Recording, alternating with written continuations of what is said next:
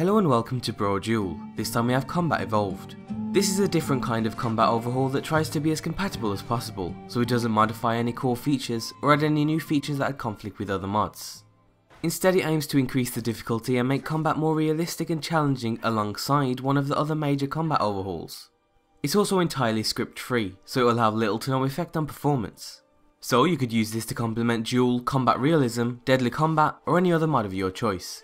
And although it can be used on its own, to get the most out of it you'll probably want to use a mixture.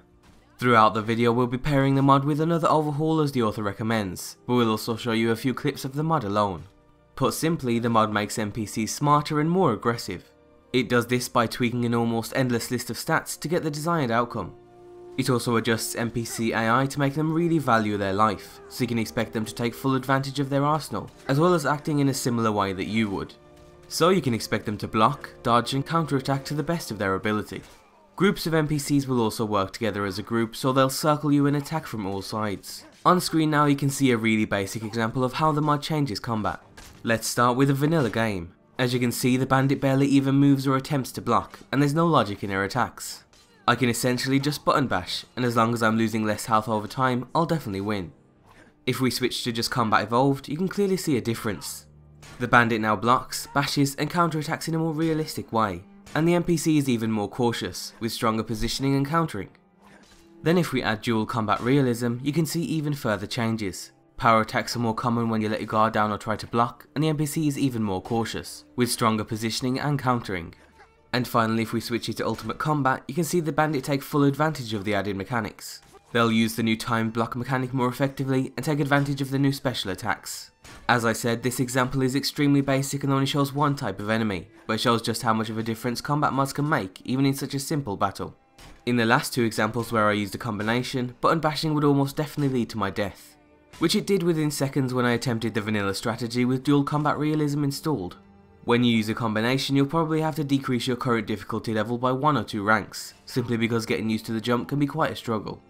One of the mod's main features is the overhaul to NPC combat styles, so you can now expect a wider variety of battle techniques. One-handed sword wielders will be less common, and NPCs will generally adapt their combat style depending on the items in their inventory.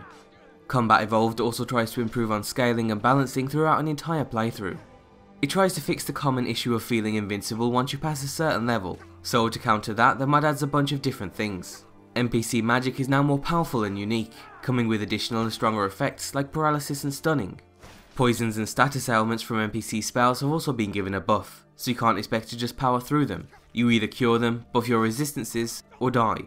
In fact, there's well over a dozen smaller tweaks that all come together to balance and create a challenging scaled playthrough. The mod also includes a mini overhaul for sneaking, which complements the other AI changes. It basically makes it so the enemy detection system is more accurate and realistic, so they'll no longer be able to see you if you aren't within their vision. Although that means if you're trying to sneak in a well lit room or within their cone of vision, then you're bound to get caught, even with a high level in sneak. A bunch of other tweaks to sneaking damage and effectiveness have also been made to complete the package.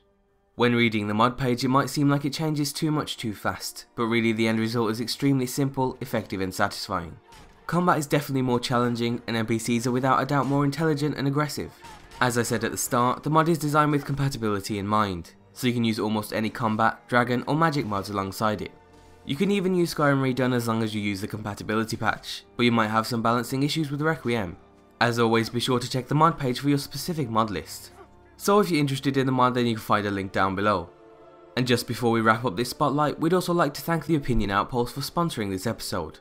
They're a company that want the average internet user's opinion on different products, whether it be TV, movies, games, politics and more.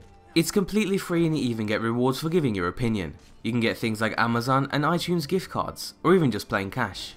And on top of that, every time you fill out a survey, you're automatically entered into a $10,000 quarterly prize draw. It's extremely simple to start, and all you need to do is click the link in the description.